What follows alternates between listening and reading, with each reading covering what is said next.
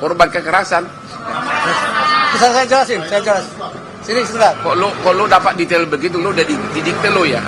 Gini, jadi intinya kalau di dalam surat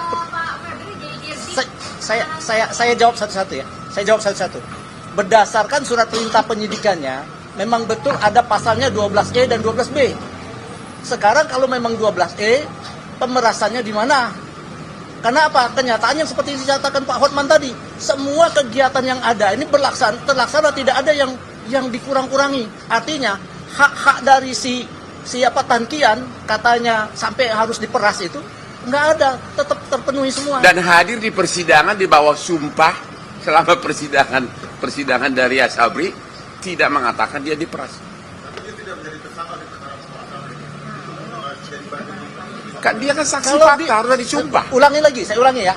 Perkara pokok itu sudah diuji mulai dari Jampitsus yang lama sampai dengan pengadilan. Satu. Kenapa? Karena tidak ada kaitan Tankian di perkara uang negara. Justru uang dia ada di sana, katanya kerjasama. Nah, itu yang jadi masalah. Sempat ditanya-tanya sebagai saksi.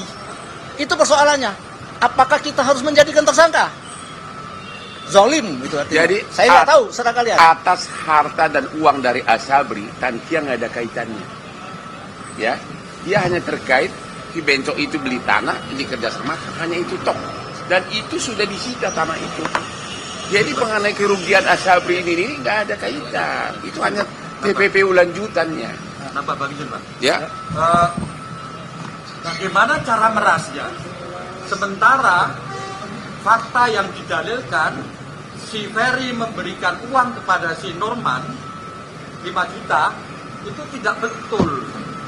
Itu adalah fitnah. Kedua, pihak karyawan money changer 7 orang pada saat mentalnya down diancam dengan pasal sumpah palsu kalau memberi keterangan palsu. Mereka menyatakan semua tidak ada uang 5 juta dolar masuk ke money changer. Itu yang pertama. Yang kedua, sekarang pertanyaannya adalah apa betul si Tankian pernah ketemu Pak Febri? Pak Febri menyatakan, weh, gua minta sekian. Fakta itu nggak ada. Tankian menyatakan nggak pernah ketemu Pak Febri.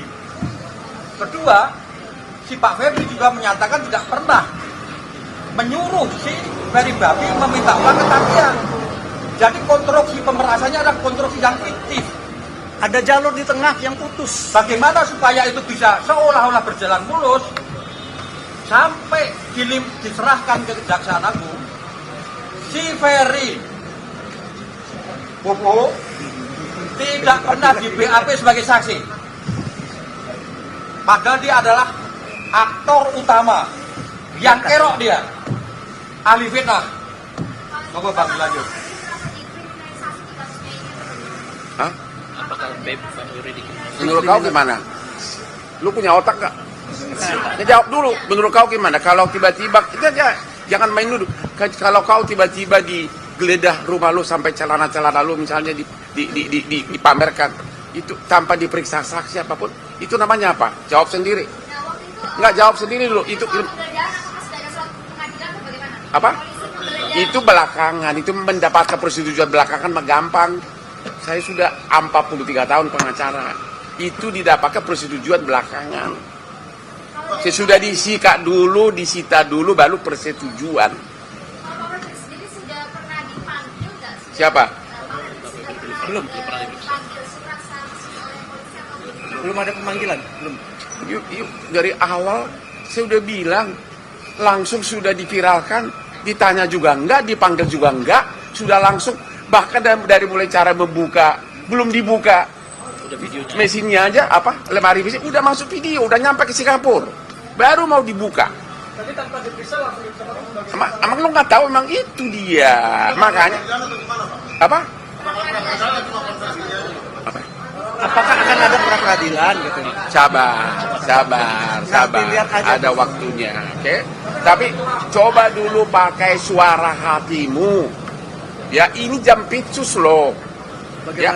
Bagaimana masyarakat lemah, itulah salah satu kenapa Hotman Paris turun yang kliennya berjubel konglomerat, mana mungkin saya mengharapkan uang dari Pak Febri?